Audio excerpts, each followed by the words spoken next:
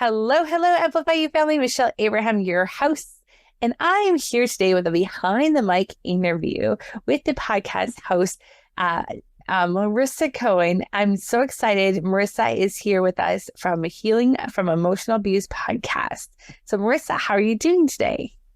I'm great. Thank you so much for having me. How are you? I'm so good.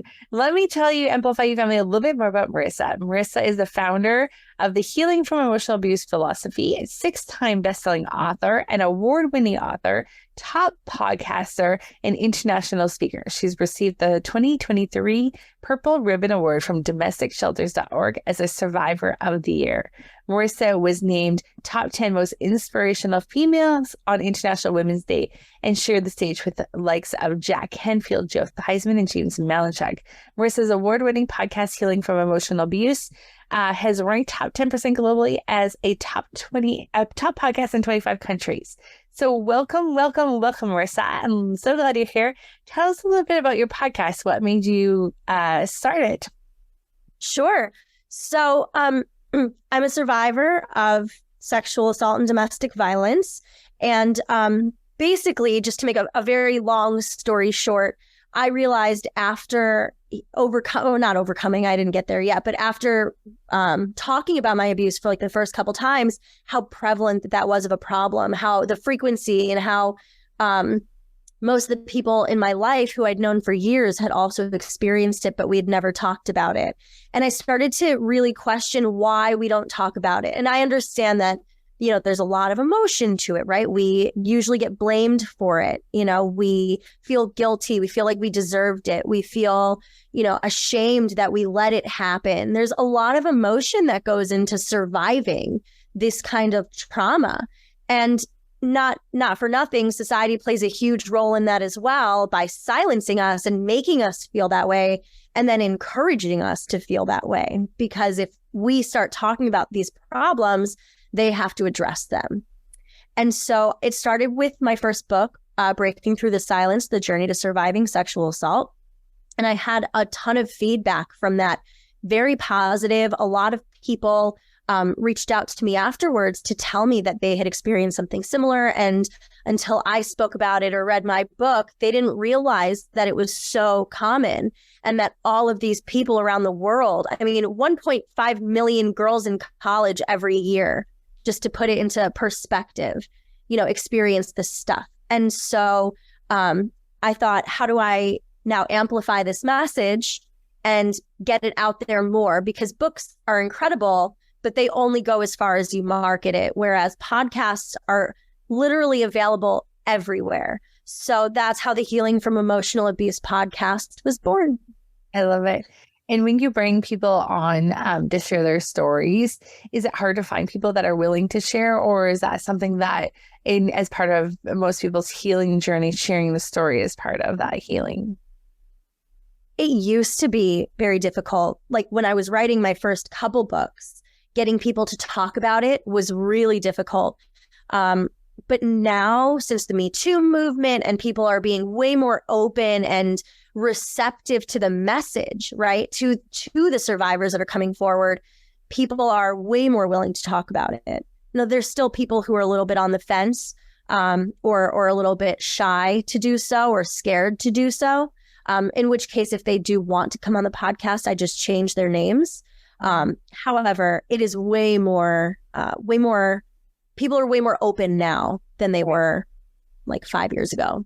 Yeah. So do you record your podcast in video or audio only then? Video too. I don't really use the video too much, mostly just because I'm lazy. But I have it and can cut it up into reels, can post it anywhere, things like that. People are not shy anymore, which is incredible to see. I actually have a funny non-related to podcast story if you want to hear it. Sure, yeah. So in 2016 is when I started writing my first book. And while I was writing it, I was thinking about how nobody really talked about this stuff. And I wanted to see how often it would be in news articles, in the newspapers. So I started collecting newspapers and I would cut out any article I saw that mentioned domestic violence, sexual assault, look at the headlines and everything. So I'd cut them out and put them in a scrapbook. And then at that time, it was like maybe 2 for the whole year. Of the newspapers that I gathered, I'm sure that, if I had one of every newspaper in the world, we'd have more. But the newspapers I gathered, there were only 2 articles. And then 2017 happened. Me Too movement hit in October. And after that, I couldn't even keep up anymore. Oh, wow. And so it was incredible. It was like such a world-changing moment when that happened. And it really brought a lot of light to this problem. And it allowed people to feel relatable and see that they're not alone. And that was really huge for this community. Absolutely. Yeah. Because unless you start talking about it, you wouldn't know, the person you're sitting next to has also experienced the same thing you have. Yeah, that's crazy. And are you finding that most of the people that you talk to, like this happens like in college or is it more later in life, or what are you finding that from the stories that you've heard? There's no like prime age, there's no demographic that's specific. Truthfully, anybody is susceptible. For children or like minors, anywhere between the age of 7 and 13 is the average when people are the most vulnerable. But I mean, it happens to 2-year-olds. It happens to 85-year-olds. It really doesn't matter. It happens a lot in college. It happens a lot in the military. It happens a lot at work. I mean, sexual harassment is still sexual assault. If somebody makes a comment about your body that's uncomfortable, or cat calls you, that's still sexual assault. And so really anybody, male, female, non-binary, transgender is actually the most vulnerable population. About 50% of the transgender community have experienced sexual assault from a partner. Oh my gosh. Wow. That's huge. What has been something that's been like inspiring that's happened as a result of your podcast? Oh my gosh. No, tough question. Sorry. That's a great question. It's making me think. Yeah. A lot of beautiful things came out of this podcast because I have shared my story and been very vocal about, what this community needs. I've had a lot of people reach out and share their stories that didn't want to come on the podcast, but felt open and comfortable to do so for the first time because of that. I've had a lot of people reach out to me from South Africa, not to call out a country in particular, but they have a very patriarchal society where women are mistreated often, and there's not a whole lot of resources or access to resources that people have who experience these things. So it's brought a lot of awareness to me about the problems around the globe, as opposed to just in the United States or North America. Yeah, one of our clients, Anna, she was launching her podcast that was about recovering from abuse, and her story like ended up picking up in Russia, which is where she's from, and the newspapers picked it up, and she had so many women reaching out to her saying, me too, like this happened to me too, like thank you for sharing, because they didn't have the courage or the voice to share themselves. So they were really looking out to her as a leader and someone who they respected for sharing her story. And I think that was not to like her, I think it took her a lot of courage to share it. And I'm so glad she did, and she's so glad she did. But that courage obviously inspired so many other women. But that courage, working up that courage to share the story, took a lot. Did you experience the same sort of thing? Once I shared the first couple times. So the reason I talked about it for the first time was because I was mid panic attack while driving a car. Oh my gosh. My friend grabbed the wheel, pulled us to the shoulder, and I just unloaded everything on her. And that gave me, and her support of me and the way she responded was very positive and advocative. I don't know. She was very kind and very supportive and very like open to listening without responding or trying to force me to do things. And so that made me feel a lot more comfortable then I met a professor in college who was doing research on campus sexual assault. And I spoke to her, and she tasked me with getting other people to join our research program to be interviewed. Because I had to try and get people, I had to talk about my story to like entice other people to work with us. And that made it really easy for me to start talking about it more because I was forced to for a job. Right. Yeah. Interesting. So many, I think people are so scared to use their voice. And it's something we see in podcasting all the time, right? It's that analysis paralysis, that fear of like being heard, and that stops so many people from sharing their story. So it's so great that you've like opened a platform that's like welcoming in, and you make people feel so comfortable that they can share their stories in that intimate way. And that's why it's so beautiful about podcasting, is that so many stories are being shared, and the impact it's making on so many people's lives because few people were brave enough to share in the first place. And I think it's so incredible, just the lives that are being changed from listening, right? And like the listeners, have you had the opportunity to have feedback from listeners? Like, do you get reached out from listeners? I know it's so hard as a podcaster. Sometimes you're like, hello, anyone there? Anyone on the other side? Like, and sometimes when someone reaches out, you're like, oh my God, someone actually is listening. I don't have too many people that reach out to me personally about it. I think the way I see the response is in our Facebook group. It's called Healing from Emotional Abuse. And more often people will join but stay silent. And that's totally fine, because whatever their journey, whatever they need is what they should do. And if they just want to listen and not talk, at least they're hearing, the content, and at least they're hearing the stories and feeling more comfortable. That's truly the whole goal. That's awesome. That was my question next, is like, do you have a community? And you have a community that people can join? Because I think you're right. Like, some people might not be ready to talk, and being able to be silent there is it's a great thing. So your journey, so from the podcast, people can then go into a community. Is that your call to action for the podcast? I use the podcast to like promote books and things as well.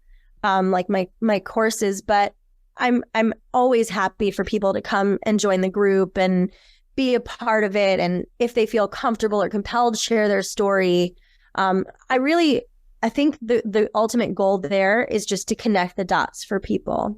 I want people to feel safe and heard and respected and validated, because what they've experienced is real, and they've probably experienced a lot of gaslighting as well, so they don't really trust themselves or their experiences.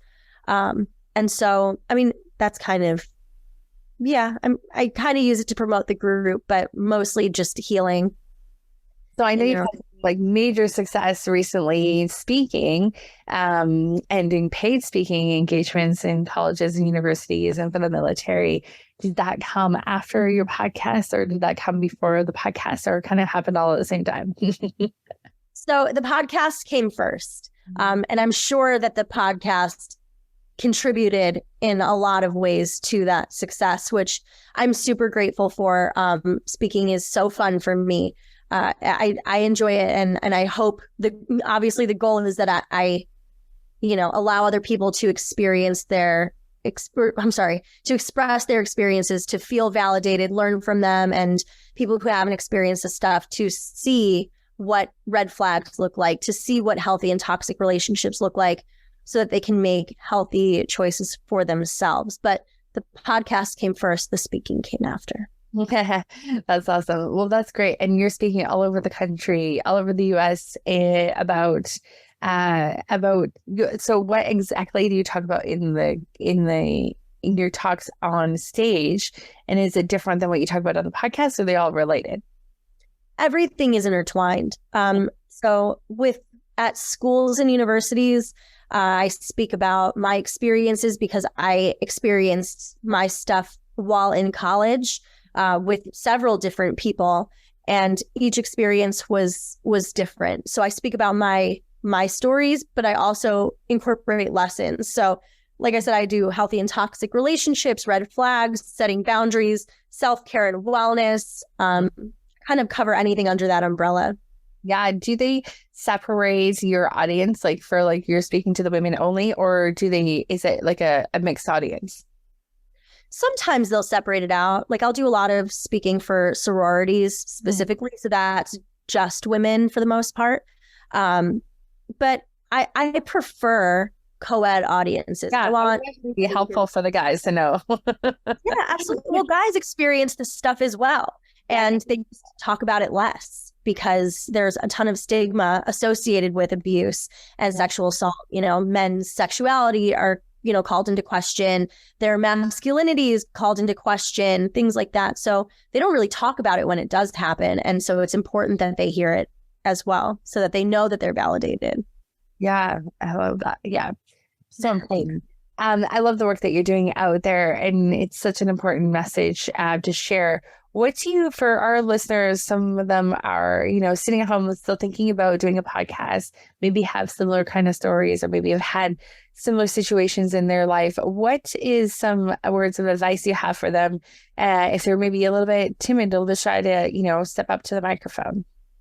Sure. So I think personally speaking about it was like my saving grace. Up until the moment I started talking about it, I felt like I was holding this, you know, 1,000-pound weight right on my chest. And I always felt heavy and I always felt uncomfortable and like exhausted, even, you know, right after I woke up. And then when I started speaking about it, the first time obviously sucked, you know, mid-panic attack between gasping breaths.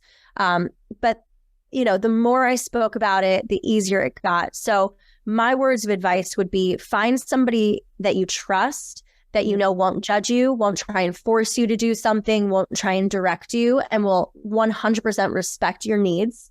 And tell them as much as you're comfortable with, even if it's, I was in a bad relationship, period. That's it.